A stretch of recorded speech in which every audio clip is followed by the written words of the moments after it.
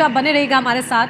चर्चा की शुरुआत करते हैं। स्वामी चक्रपाणी महाराज जी हमारे साथ जुड़े हुए हैं। स्वामी जी देखिए, किस तरीके से देखते हैं आप जब करौली बाबा के क्या है ये, क्योंकि श्रद्धालुओं के लिए ये समझना सबसे ज्यादा जरूरी है कि ये चमत्कार है कि क्या है, आस्था है, पाखंड है, कैसे समझे इसको।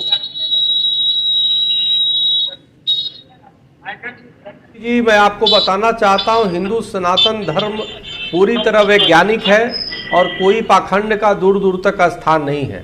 सवाल इस बात का है, अब करौली सरकार की बात है, जो नाम बता रहे हैं भदौरिया जी, वो अपने तरीके से कर रहे हैं और वो अपने हर आश्रम में अपने अपने तरीके से लोगों की नकारात्मकता को बाहर निकाला जाता है, नकारात्मकता को दूर हटाया जाता है और यज्ञ हवन के माध्यम से उनके जीवन को बदलने का प्रयास किया जाता है, उनके शुद्धिकरण का प्रयास किया जाता है।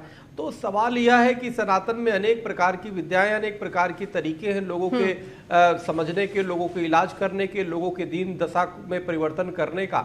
अब रही बात, देखिए कि एक डॉक्टर साहब वहाँ पे गए और जिस प्रकार से जाकर के वहाँ पे तनावपूर्ण स्थिति हुआ, तो वो जांच का विषय है। एफआईआर भी दर्ज हुआ है, जांच होना चाहिए, निष्पक्षता से जांच होना चाहिए, क्योंकि कहीं भी हिंसा का स्थान नहीं होना चाहिए और हिंसा को बढ़ावा नहीं दिया जाना चाहिए। लेकिन मेरा ये मानना है कि आखिर ये करौली सरकार ही क्यों, किसी मौलाना के क्यों नहीं दिखा रहे। कितने, एक मौलाना का मैं वीडियो मेरे पास आया था, दिखाता रहा कि प्लास्टिक के बंदूक से वो भूत उतार रहा है। आप बताइए, कितने पादरियां हैं जो अपने अपने तरीके से वो भूत उतारने का काम करते हैं।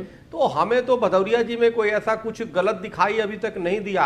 लेकिन महाराज जी उन्होंने आपत्तिजनक शब्दों का इस्तेमाल किया है। जो वीडियो अभी हमने चर्चा की शुरुआत में दिखाया उसमें उन्होंने आपत्तिजनक शब्दों का इस्तेमाल किया है। खुद की तुलना वो महादेव से कर रहे हैं। क्या ये सनातन के अनुसार सही है?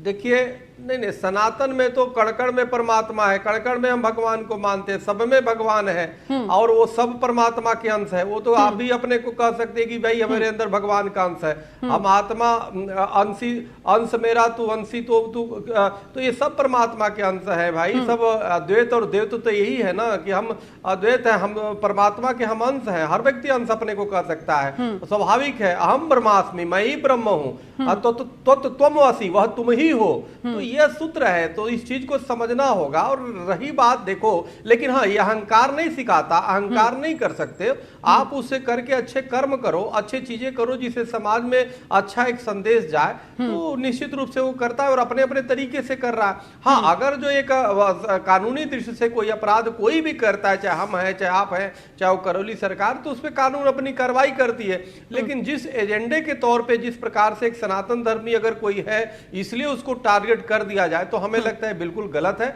और अभी तक करौली सरकार, क्योंकि जो डॉक्टर वो आए थे, वो भी, उनका भी वीडियो मैंने देखा, वो ठीक है, वो गए, लेकिन जिस प्रकार की तनावपूर्ण स्थिति हुई, तो वो क्यों तनावपूर्ण हुई उसकी जांच होनी चाहिए। आखिर वो चैलेंज किसी मौलाना के पास जाके क्यों नहीं कर रही है भाई, किसी पादरी के पास जाके क्यों, आखिर करौली सरकार पे ही क्यों चले गए। और एक हम वीडियो देखे, उसमें कह रहे कि जी आप करोड़ों की संपत्ति बना लिए। अरे भाई, इस करोड़ों की संपत्ति वो बना लिए एक करौली बाबा है, लाखों बाबा जो है जिनके पास रहने को स्थान नहीं, आश्रम नहीं, उनको तुमने क्या दे दिया भाई।